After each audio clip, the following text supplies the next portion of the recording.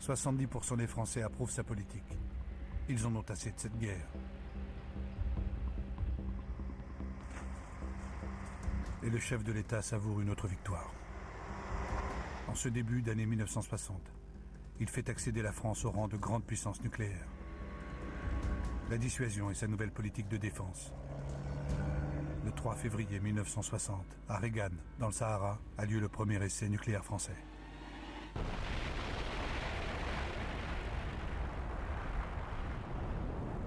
Le Sahara, décidément un bien précieux.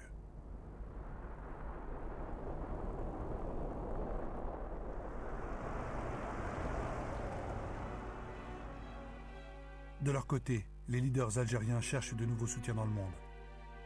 Parmi ces soutiens, les jeunes nations africaines, anciennes colonies de la France. Leurs voix vont compter pleinement lors du prochain vote de l'ONU.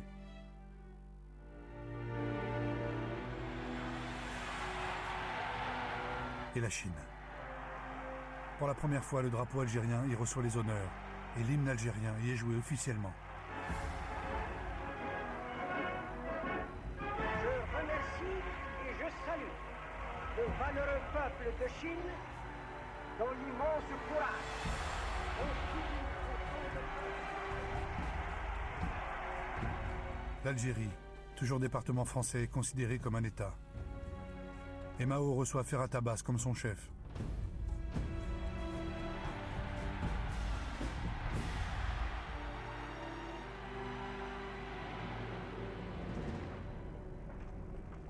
Et les soutiens gagnent aussi la France. De nombreux intellectuels s'impliquent pour l'indépendance. Comme Jean-Paul Sartre qui écrit « Personne n'ignore aujourd'hui que nous avons ruiné, affamé, massacré un peuple de pauvres pour qu'il tombe à genoux. Et il est resté debout. » À l'automne 1960 s'ouvre le procès du réseau Janson. C'est le procès des porteurs de valises. Des militants de gauche qui ont transporté de l'argent au FLN. 15 Français sont condamnés à 10 ans de prison. Et malgré cette répression sévère, 121 personnalités françaises signent un manifeste pour le droit à l'insoumission.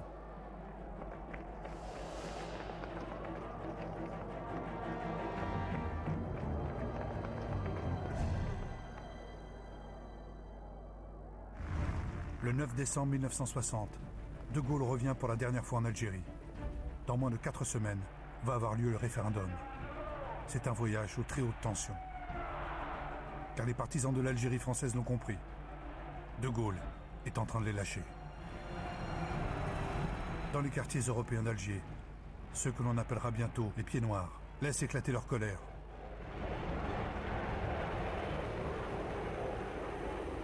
Mais dans la Casbah, c'est le contraire. La population musulmane est en liesse. On ose brandir le drapeau algérien, exprimer son soutien au FLN et son désir d'indépendance. Pour la première fois, le petit peuple musulman d'Alger fait son irruption sur la scène publique.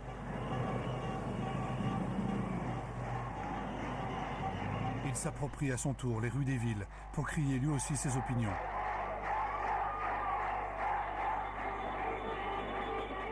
Dès le lendemain, la joie des uns et la rancœur des autres vont entrer en collision. Alger se transforme en une ville assiégée.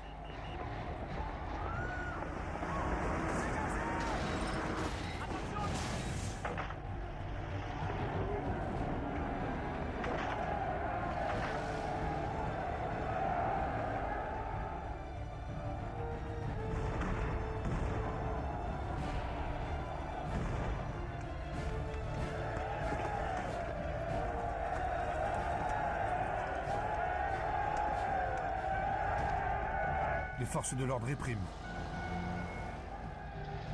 La Casbah est entièrement bouclée. La guerre a fini par gagner les populations civiles et à les projeter au cœur de l'affrontement.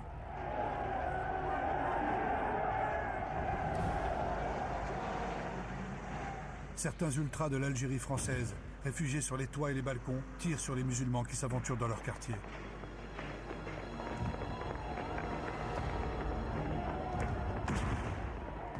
Durant 5 jours d'une violence urbaine sans précédent, Alger la Blanche est devenue Alger la Sanglante. Près de 200 musulmans y ont perdu la vie.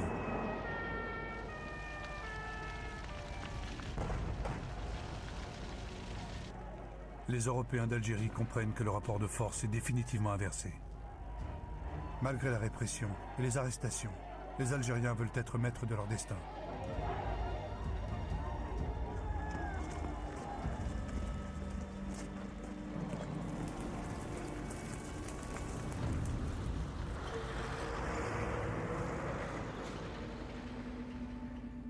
C'est dans ce climat de tension extrême entre les deux communautés que le 8 janvier 1961 se déroule le référendum.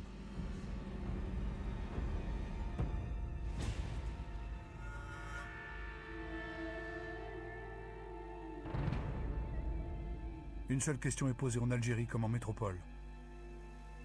Êtes-vous pour l'autodétermination en Algérie? Une seule question, une seule réponse. Mais un enjeu considérable.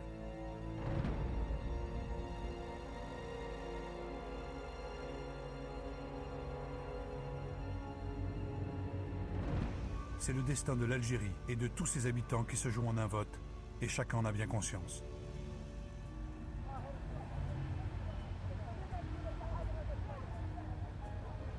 Vous devez tous participer aux différents.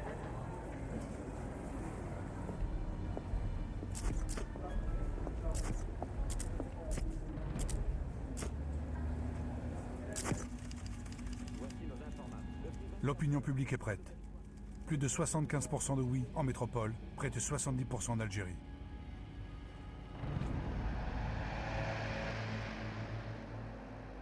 Ces résultats sans appel poussent les ultras de l'Algérie française à agir.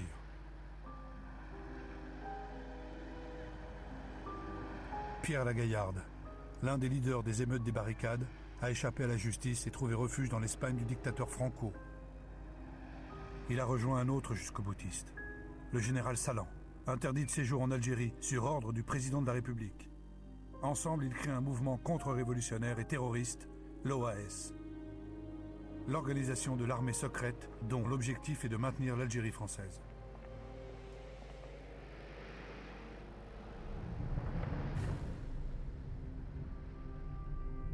Le 21 avril 1961, le chef de l'État reçoit son homologue sénégalais, Léopold Sédar Senghor. Ils assistent à la Comédie Française à une représentation de Britannicus. Britannicus, ou la tragédie du pouvoir.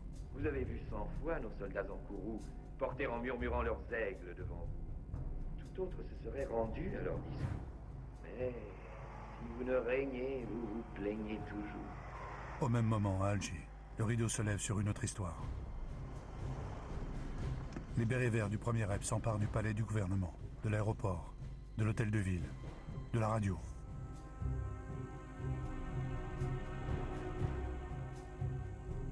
Français et Françaises, de toutes origines et de toutes confessions, l'armée vous parle. L'armée française avait fait le serment solennel de garder l'Algérie dans la souveraineté française. Ce serment, nous venons aujourd'hui, au nom de l'armée, vous le renouveler. Depuis 5h35, très exactement, toutes les communications téléphoniques et télégraphiques avec la métropole. Au petit matin, les généraux Chal, Zeller, Jouot et Salan, arrivés secrètement, prennent possession du siège du gouvernement. C'est le premier acte du putsch que ces hautes figures de l'armée mènent contre le pouvoir politique. L'armée s'est rendue maître du pouvoir en Algérie. Les généraux, je n'ai pas entendu l'air, je n'ai absolument rien entendu d'anormal. Se passe dans le calme. Devant le danger d'un coup d'État, De Gaulle décide d'appliquer l'article 16 de la Constitution, lui conférant les pleins pouvoirs.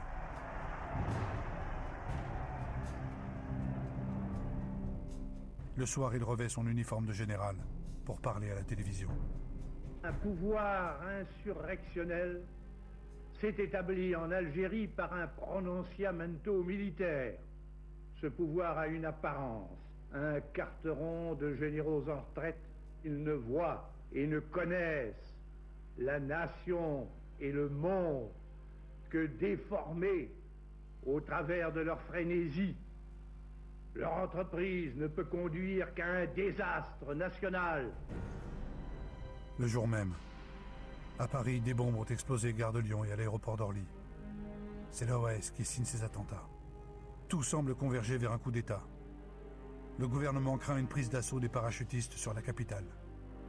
Des avions sont prêts à lancer ou à déposer des parachutistes en divers aérodromes afin de préparer une prise du pouvoir. La guerre d'Algérie est en train d'emporter la France entière dans sa tourmente. Pour la première fois depuis la Seconde Guerre mondiale, Paris est investi par des chars d'assaut, protégeant les hauts lieux de la République.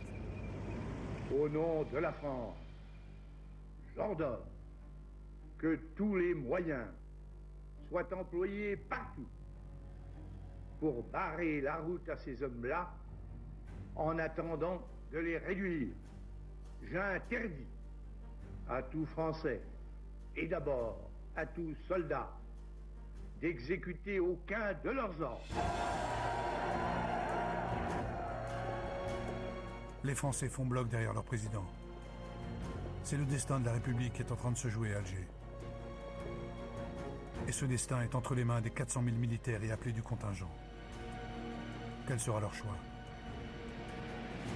Vont-ils suivre les officiers putschistes?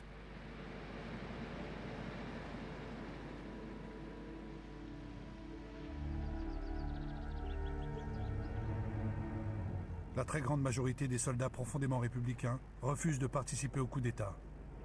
Et sans eux, rien n'est possible. Le putsch tourne au fiasco. Et si le général Chasles se rend, Salan, lui, prend la fuite. Il retourne à Madrid, d'où il va continuer sa lutte désespérée. À la tête de l'organisation de l'armée secrète, Salan peut compter sur ses 3000 partisans pour ouvrir un nouveau front.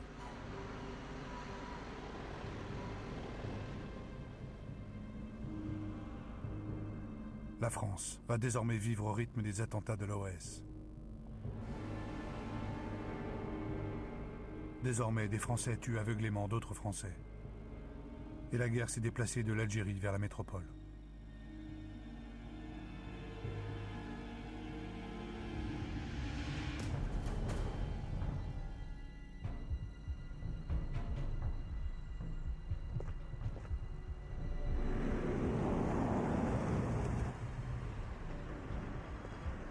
Dans le viseur de l'OAS, la presse, la justice, les policiers, des ministères, des personnalités politiques comme André Malraux, dont le bureau est détruit, ou François Mitterrand, dont le domicile est visé. Jusqu'au premier des Français. Le 9 septembre 1961, à Pont-sur-Seine, un attentat manque de tuer le président de la République. La bombe a sauté, mais quelques secondes trop tard. Entre Salan et De Gaulle, c'est désormais une lutte à mort.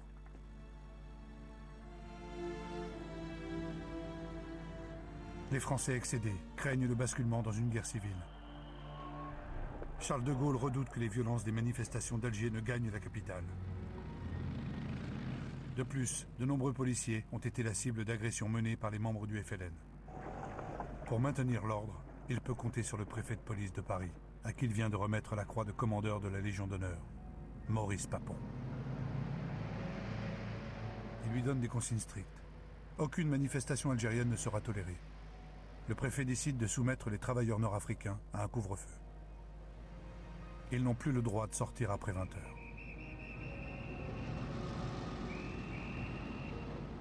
Pour dénoncer cette interdiction, 30 000 manifestants algériens quittent les bidonvilles de Nanterre et Gennevilliers où ils vivent pour se rassembler à Paris.